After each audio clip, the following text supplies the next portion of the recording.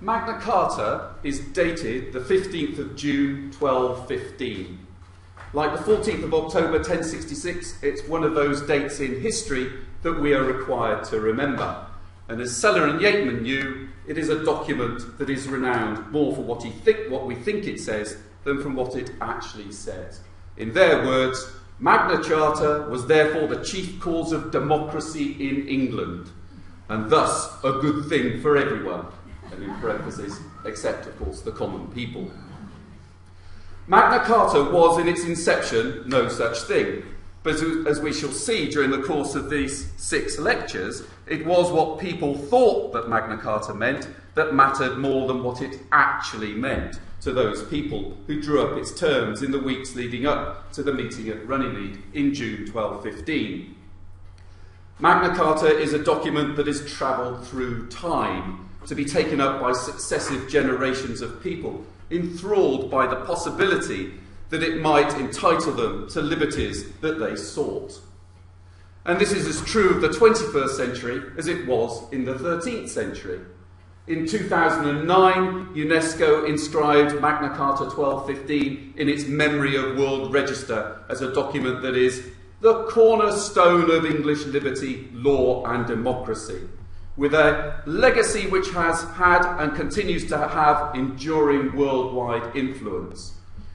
Those who wrote up the inscription stated that, and I quote again, "The critical importance of the Charter is that it imposed for the first time detailed written constraints on royal authority in the fields of taxation, feudal rights and justice, and it reasserted the power of customary practice to limit unjust and arbitrary behaviour by the king.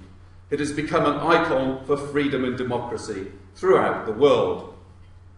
Well, those who drew up the inscription were right in one regard, that Magna Carta did become an icon of freedom and democracy throughout the world.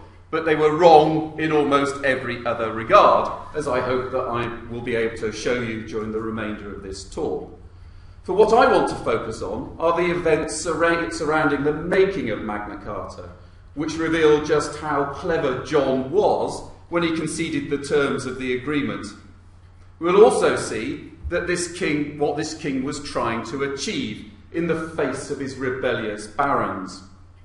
And that far from being a document about freedom, Magna Carta was a document issued by a king as a way of bringing to an end conflict with his barons. It was, if you like, in this context, a peace treaty. So what was the context of Magna Carta? The long-term context was the crisis brought on John's regime by the loss of the continental lands. In 1199, John inherited from his brother huge swathes of land in what became to be called the Kingdom of France. This conglomeration of lands had been put together by John's father, Henry II, around the years 1150 to 1155, and held by him until his death in 1189. And this rather wonderful early 20th century map is supposed to show you what the boundaries of those lands are. I hope you've noticed they're coloured for you in pink, and there's a reason for that. It's trying to give you a subliminal message about the nature of this particular conglomeration of lands. In 1189, despite John's attempt to succeed to at least some of the territories enjoyed by his father, John's elder brother, Richard I, Richard the Lionheart, took control of the whole of this inheritance. When John, in his turn, took control of these territories in 1199, they'd been ruled by one dynasty for half a century. And I suppose that to a contemporary waking up to the new year on the 1st of January 1200, it must have looked as though these lands would be ruled by that dynasty for another half a century. And this is the first point that you have to grasp, I think, if you're to truly understand John and the context of Magna Carta. And that is that these lands were the personal belongings of the family. We're in the world of estates, not of states, where lands that were to become one day the nations of the modern world were then the playthings of aristocratic families. It's why this image of the Angevin lands is so fundamentally wrong, because it makes you think that there was a foreign field that was in the 12th century forever English. And it wasn't like that at all. What we're dealing with is the property of a family, the Angevins, or as we sometimes call them, the Plantagenets. Understand this, and all else falls into place. This isn't a national story, it isn't our island story. In fact, it's the story of aristocratic rulers whose views of the lands that they held was it was their personal property. Now, it was not an uncontested inheritance in 1199. John had a rival to the lands of his brother in the form of his nephew, Arthur of Brittany. Arthur was the son of an elder brother, and so, according to inheritance practice in England, Normandy and Anjou, he had right on his side. Indeed, Richard the Lionhearted recognised this fact in 1190, when he had designated Arthur as his heir, though later he changed his mind and plumped for John. And certainly one near contemporary, the annalist living at Margam Abbey in Wales, thought that in allowing John to take the throne of England, many men had committed a grievous sin, for which they justly received God's punishment. And of course, Arthur himself clamoured that he was Richard's heir by right of inheritance when he was invested as Count of Anjou on Easter Sunday, 1199. John too was aware that his claim to the throne stood on shaky ground. In one of the first charters of his reign, he stated in language which verged on the hysterical, he described his role as being given to him by divine mercy, with the consent and favour of both the clergy and people, which belongs to us by hereditary right. But for the moment, John was in the ascendancy, and when at the beginning of August 1202 he laid hands on Arthur, capturing him outside the gates of Mirabeau, it looked for all the world as though John's inheritance was secure. Unfortunately for John, his continental inheritance was far from secure, and within 2 years of the victory at Mirabeau, he'd lost much of it, not to his nephew Arthur, who was by this time dead, but to Philip Augustus, King of France.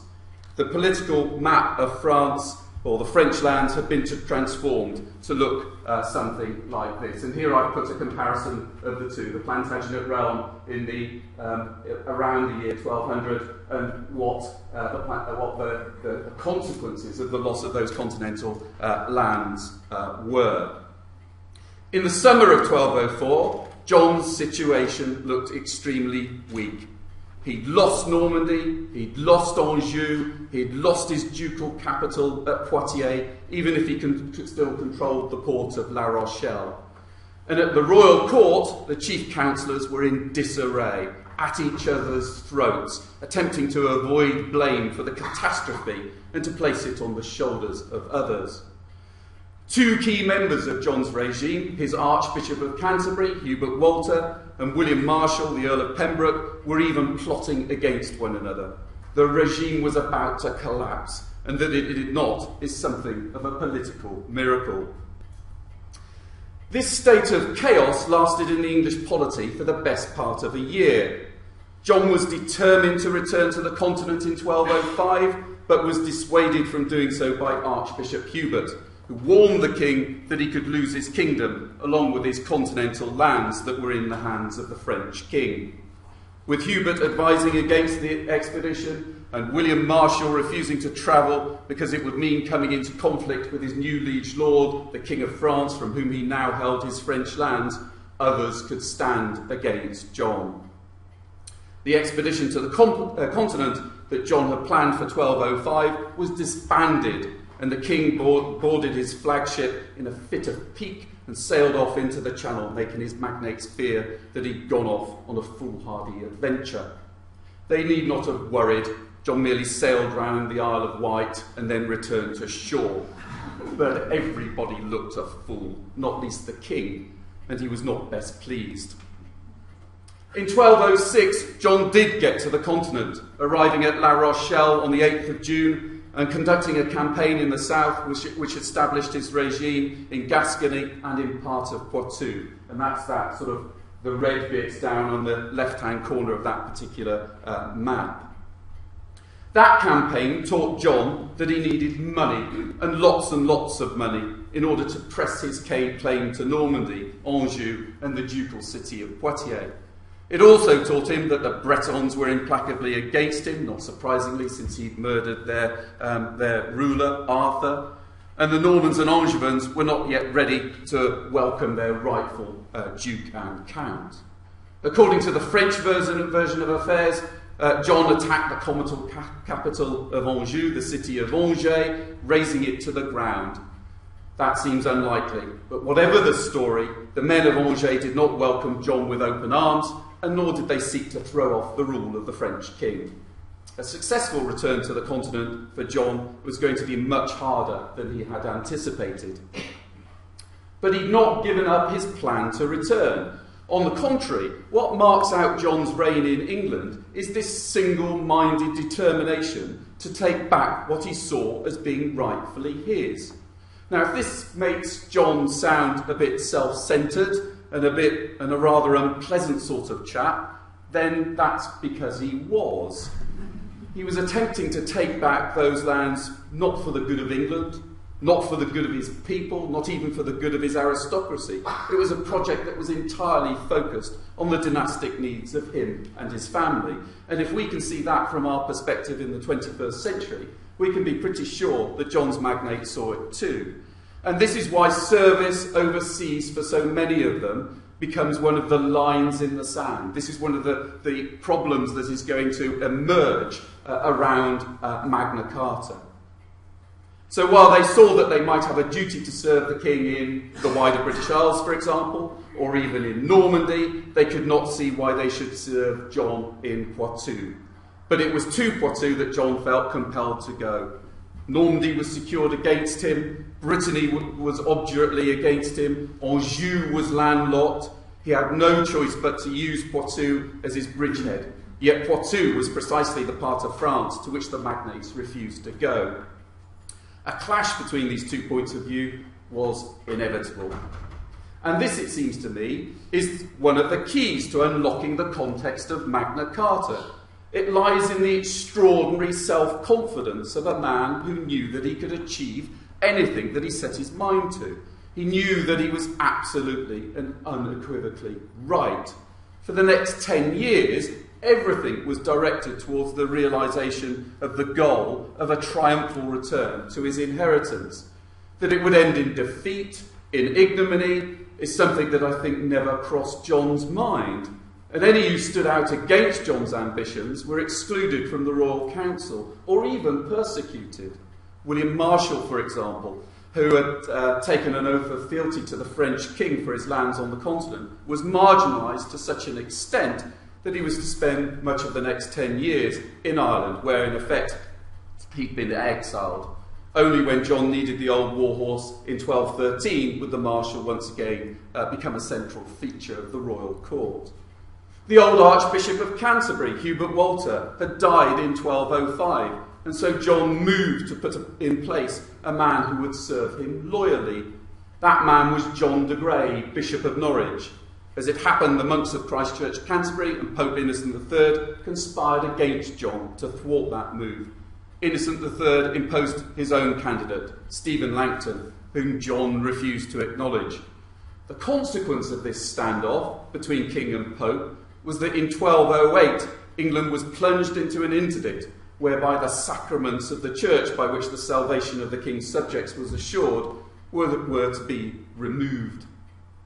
It was a devastating blow, which for 5 long years failed to break King John, but which caused his subjects immeasurable difficulty. John was surrounding himself by yes-men. Roger of Wendover, writing in the 1220s, called them John's evil counsellors. These were the men who led him astray. Perhaps evil counsellors is a bit of a dramatic phrase, but it does capture, I think, the flavour of the moment. Men who were prepared to advise John against his inclinations were removed from the close network of royal servants. From the moment that Normandy was lost, John purged the grey-haired men of the older generation who had brought him his catastrophic defeat. and he replaced them with men of his own generation, more to his liking and less capable of withstanding King John's powerful personality. In the winter of 1206 and the spring of 1207, John was embattled. He was trying to push through a new form of taxation that was to be levied on everyone. The 13th, as it was called, was met with outrage, and lay and ecclesiastical magnates alike railed against it. By May 1207, John had forced it through, but while he got his tax, it was acquired at such a huge personal cost to his reputation. The 13th of 1207 was John's equivalent to Margaret Thatcher's poll tax of 1990, I think. People remembered it for a long time. And in 1215, the memory of the 13th, along with other demands that John had made for money, was to inform some of the key clauses of Magna Carta. John did not get back to the continent until 1214. In some ways, it's difficult to explain this delay. If going to Poitou was a priority, why didn't John take his troops to La Rochelle long before 1214? In part, the answer lies in the diplomatic skills of John's rival, Philip Augustus, King of France, who, once he'd rid himself of John on the continent, used diplomacy brilliantly to ensure that John could not leave the British Isles. Philip did all he could to foment difficulty for John in Scotland and in Wales, and John's interests in Ireland were focused on turning the economy into one that could provide large amounts of coin to be transported to England for paying the king's troops. So we find John in Scotland, therefore, in 1209. He's in Ireland in 1210. He's in Wales in 1211. In 1212, John intended an attack on Poitou, but the campaign was postponed by John, first because of a threat from the ruler of North Wales, and that seems to have been created by Philip Augustus as well, and then because he received the shocking news that there was a plot to murder him. In 1213, Philip Augustus gathered together an invasion fleet, which, by good fortune, John's half-brother William of Longspee managed to catch unawares at anchor outside Dam, in what is now Belgium. So that invasion fleet was destroyed. By 1213 too, John had decided to reconcile himself with Holy Mother Church and patch up his differences with Pope Innocent, accept Stephen Langton as his Archbishop of Canterbury, and so bring him back into the fold as one of the Pope's favourite rulers.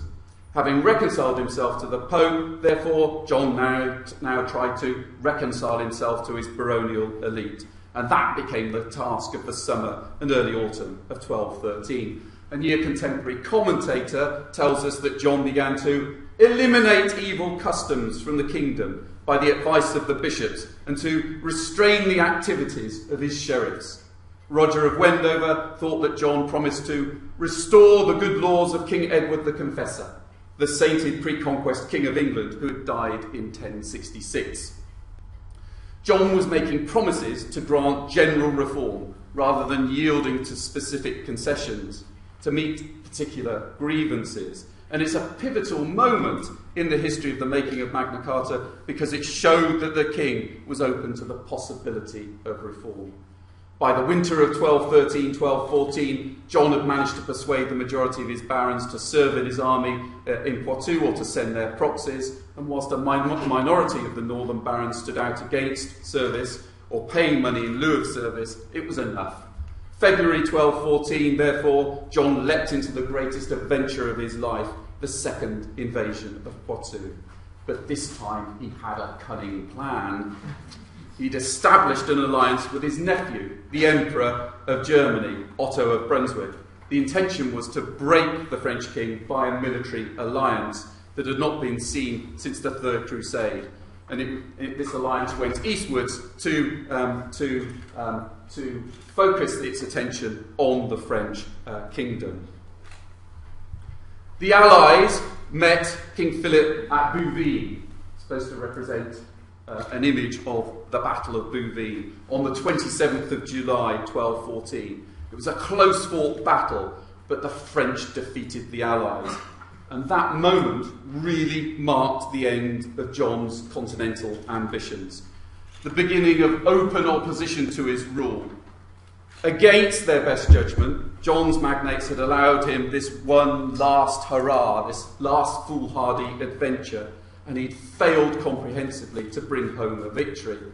It was a vastly expensive defeat that John's enemies could not forgive, and when he returned to England in the autumn of 1214, he did so to concerted opposition to his rule.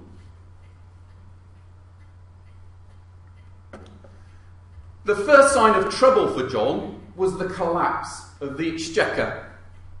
The English Exchequer had existed since the time of John's great-grandfather, King Henry I. It was the main debt-collecting agency of the Crown, and it worked with remarkable efficiency and terrifying force.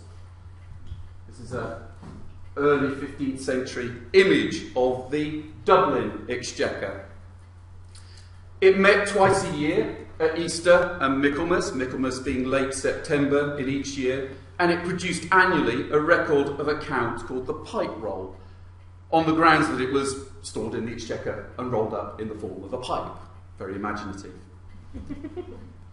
There's an almost continuous sequence of these records that runs from 1155 all the way down to 1832.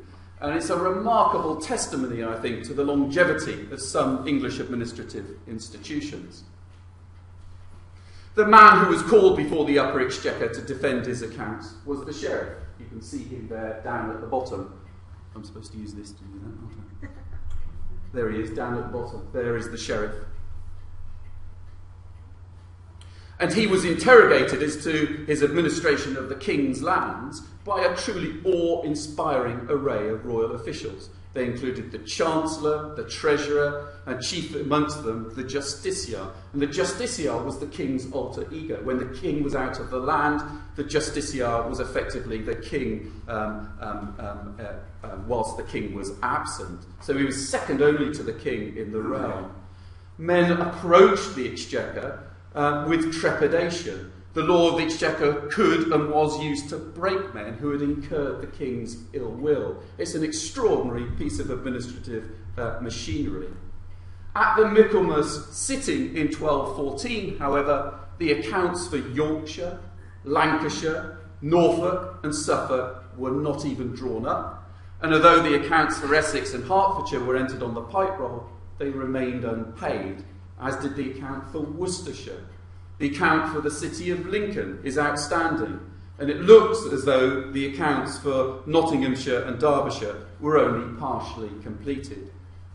Not since the reign of King Stephen 60 years before had there been widespread refusal to account for the revenues of individual shires. Hardly anyone then living could have remembered such an extraordinary failure of royal administration, and all who witnessed it must have known that it presaged something quite remarkable.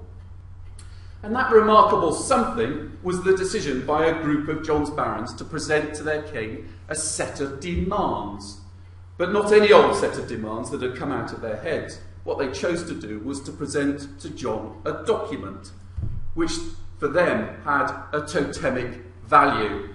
And this was the Coronation Charter of King Henry I. King Henry ruled England between 1100 and 1135, and on his coronation day, or shortly after his coronation, he issued a charter generally sent round to the shires of the country, and the idea was that he promised to rule in a way that was better than the way that his brother William Rufus had ruled. And for some reason or other, the tone of this document spoke powerfully to those men who now faced the rule of King John. They met at Bury St Edmunds in the autumn of 1214, and they swore an association to force John to reissue this charter. They met him in the second week of January 1215, but the king prevaricated. By Easter, it was clear that to the rebels that John would never concede their demands unless they put pressure on him that was unbearable. And so they made a decision to go to war.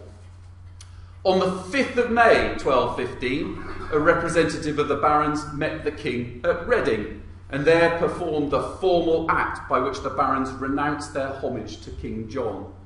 It was yet another remarkable moment on the road to Magna Carta. So now we have a significant group of the king's barons who had stated in public that they were at war with their king.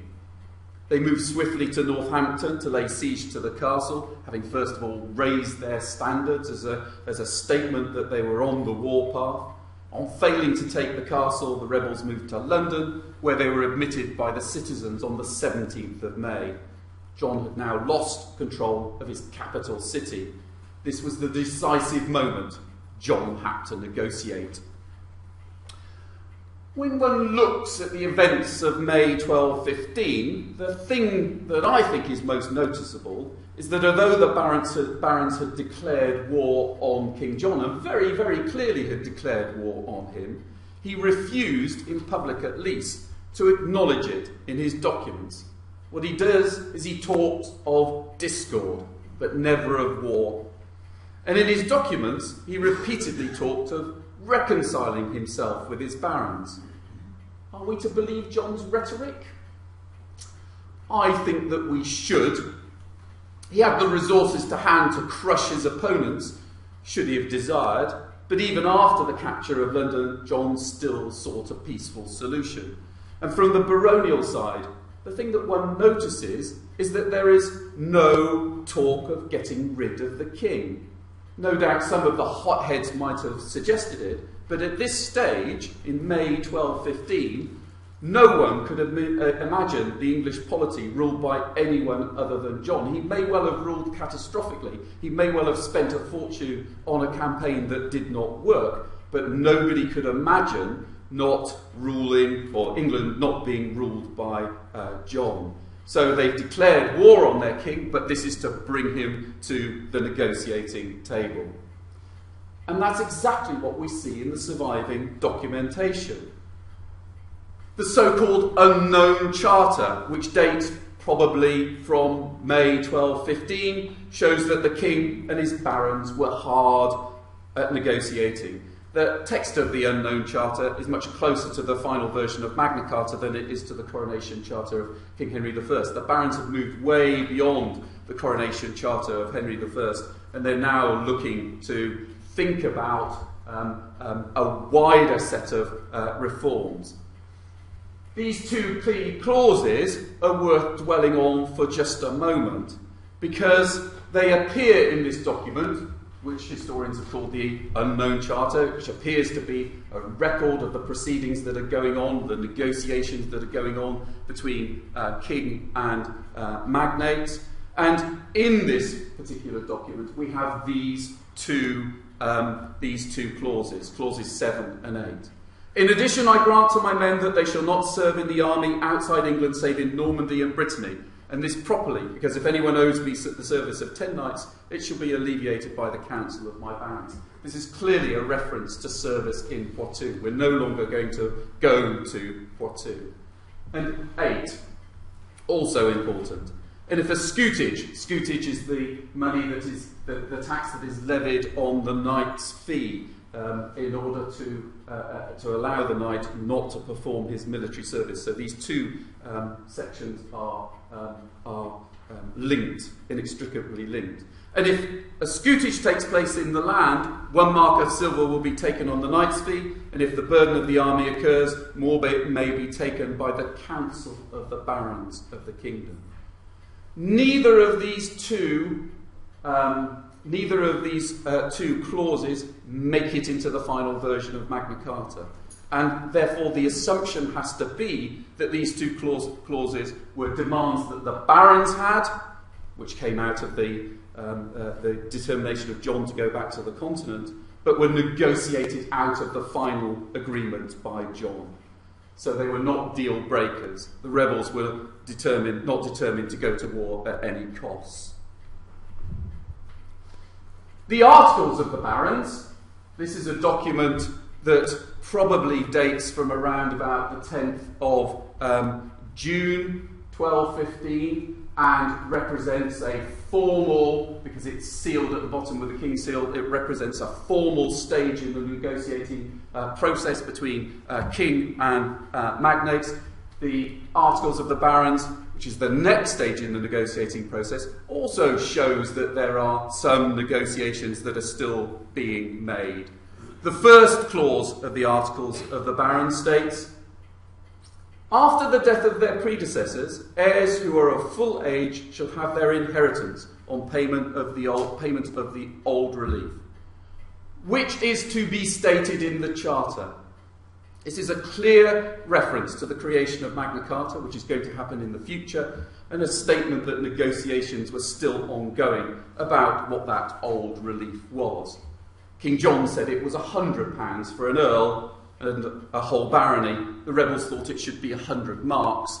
The king held out on that one too, and what we find in Magna Carta is that £100 is the amount that has to be paid for a baron to enter into his inheritance. Equally, it's clear that John was prepared to negotiate too. This is clause 14 of Magna Carta. I'm not going to read it out for you. You can read it on the screen for yourselves. It's one of the most famous clauses of Magna Carta because it seems to presage the birth of Parliament. This clause has all the hallmarks of being presented at first by the barons, since it goes to the heart of one of the key issues, which was the ability of the king to levy taxation for his war effort. And then it looks like it's been amended by John's negotiators, who have added this stipulation at the bottom that although consent was needed, not all those summoned had to be present for consent to be given. Ironically, the significance of the clause to us, this is a significant clause to us because it seems to presage the birth of Parliament. It's part of the prehistory of Parliament in the 13th century. It doesn't make it through to the later versions of Magna Carta. It was far too radical for that. Even the most famous clause of all in the 1215 Magna Carta, the so-called Security Clause, was about peace and reconciliation. Since, moreover, we have granted all the aforesaid things for God, for the reform of our realm, and for the better settling of the quarrel which has arisen between us and our barons, wishing these things to be enjoyed fully and undisturbed in perpetuity, we give and grant them the following security. Namely, that the barons shall choose any 25 barons of the realm they wish, who will, with all their might, are to observe, maintain, and cause to be observed the peace and liberties which we have granted and confirmed to them by this our present charter. What's happened? Apple has landed. So, Go ahead excellent. and stop it. I just close. Okay. Where did I get to? By this our present charter, yes? And if we do not redress the offence within 40 days from the time when it was brought to the notice of us, the aforesaid 4 barons shall refer the case to the rest of the 25 barons, and those 25 barons, with the commune of all the land, shall distrain and distress us in every way they can. The point about this security clause is that it's not carte blanche for the barons to tell the king how to rule, or to make an unprovoked attack on him. This was about setting up a court of restitution for transgressions already committed, and setting up of a court of appeal for any future transgressions that might arise. Even though it looks radical, it still speaks of making efforts to keep the peace, to prevent the kingdom being plunged into civil war. Magna Carta 1215 was, therefore, a document designed to make peace between king and his warring barons. In June 1215, it looked like it had succeeded. But John also had a nice trick up his sleeve, however, one which asserted his authority over those who had brought him to the negotiating table. This is Magna Carta's sealing clause. I said at the outset of this lecture, Magna Carta is dated the 15th of June 1215, one of those dates in history that we must all remember. The statement of the sealing clause is unequivocal.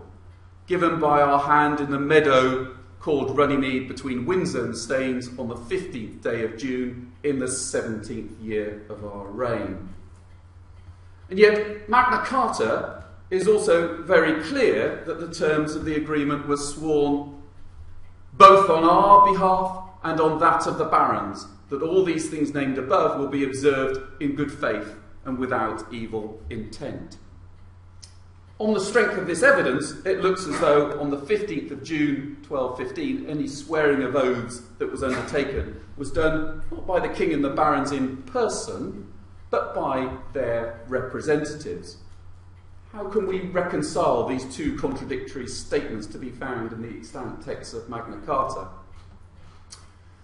The answer seems to be that on the 15th of June 1215, the state of war that had existed between the king and the barons since the 5th of May was still in being and could not be brought to an end until the barons had gone through a formal act of performing homage to their king. Yet in issuing Magna Carta on the 15th of June, John was taking the initiative because the Charter states very clearly that it only affects his fideles, his faithful ones. Sorry, I've got that entirely wrong. This peace that took place on the 15th of June 1215, as Magna Carta states, it did not apply to the barons who were in rebellion because they're still at war. It did not belong to the barons who were in rebellion. It belonged to the king. John was a sly old devil. Magna Carta could easily have been dated the 19th of June, for no official copies of Magna Carta were drawn up until on that day the rebel barons came to King John and did homage to him and received the kiss of peace.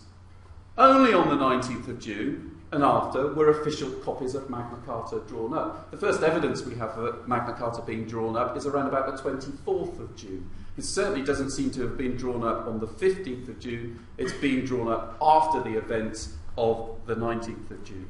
And on the 19th of June, that's the moment when the barons are coming to John and performing homage to him.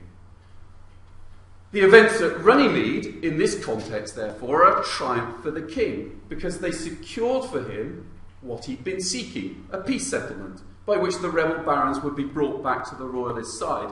And it did so in such a way as to maintain the royal dignity. So John issues this charter, and it doesn't affect those who are in rebellion until they come to him and do homage. And we're used to seeing, aren't we, this image of John signing Magna Carta. It's an image from my Ladybird book of the Kings and Queens of England, which was extraordinarily powerful for me as a child. And actually, it was the images that I found far more powerful than the words. And here, this is the image that so many of us have. In fact, it's an image that's so powerful that it's managed to make it into the minting of that commemorative coin that the Royal Mint has been issuing during the course of this year. And what it shows is a king looking shifty, being forced by his noble barons to concede the terms of Magna Carta. And yet this is a completely and utterly wrong representation. It's not just that John is signing Magna Carta, and as we all know, John never signed Magna Carta. It's not just that there wasn't an original version of Magna Carta, and there we have an original version of Magna Carta. It is that it creates an image of John being forced into this position of having to concede the terms of Magna Carta.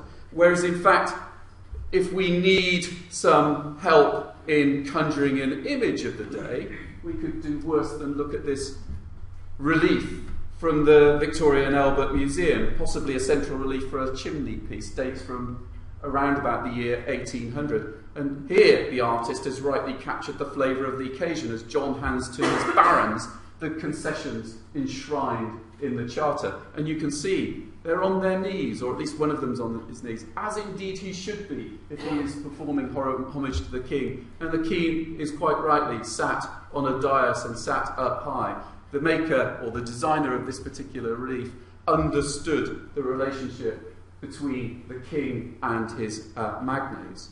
And although John was hard-pressed by the events that happened in May of 1215, the events that led up to Runnymede, he did all in his power, I think we can say Machiavellian power, used his Machiavellian qualities to come out of the situation looking like he'd achieved his aim, and had done so whilst retaining his status. In June 1215, he brought the kingdom back from the brink of civil war. So that then is the context of Magna Carta. It's a document designed to bring about peace. Okay, that peace didn't last very long. Perhaps war was inevitable. Within a month of the issue of Magna Carta, each side was moving inexorably towards war. By late August, Magna Carta 1215 had been annulled by the Pope, and the rebel barons had determined to replace the king with another man, Louis of France.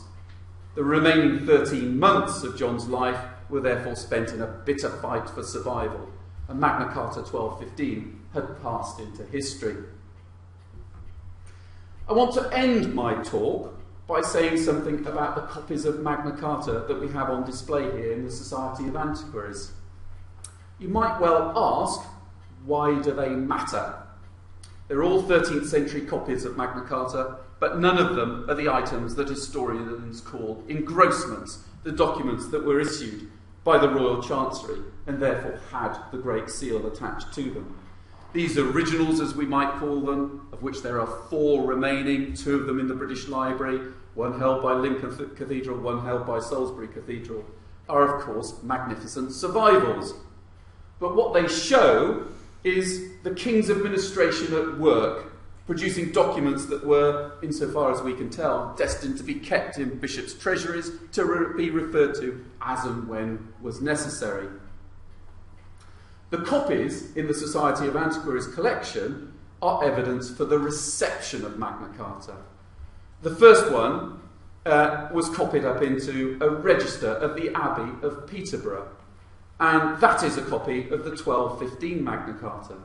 It's therefore an antiquarian piece. As we've seen, Magna Carta 1215 was annulled on the 24th of August 1215, so after that date the text had no contemporary value. Copying up 1215 Magna Carta was a deliberate act of antiquarianism, therefore, on the part of the monk who copied up Magna Carta into that particular collection. The compiler of the second copy of Magna Carta on display was a man who was thoroughly up to date. It seems likely that he was a monk of the Premonstratensian community at Halesowen in Worcestershire, whose house was founded by no less a man than Peter de Roche, one of King John's staunchest supporters.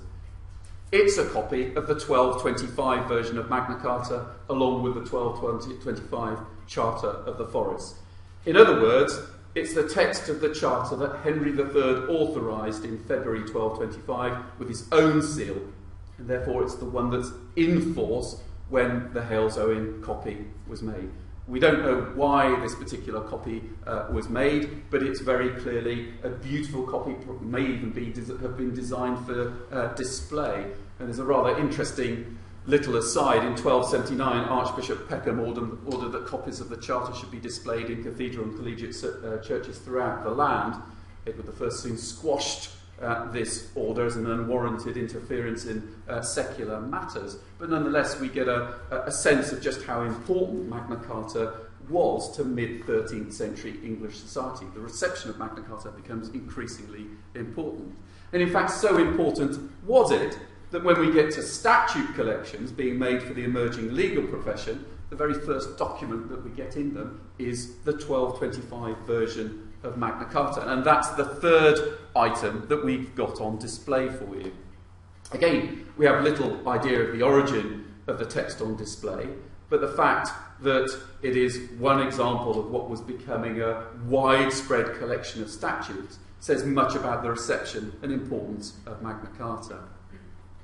And it's the reception and importance of Magna Carta that this lecture series seeks to celebrate from the 13th to the 20th centuries. So next week, David Carpenter going to talk about Henry III and 1225.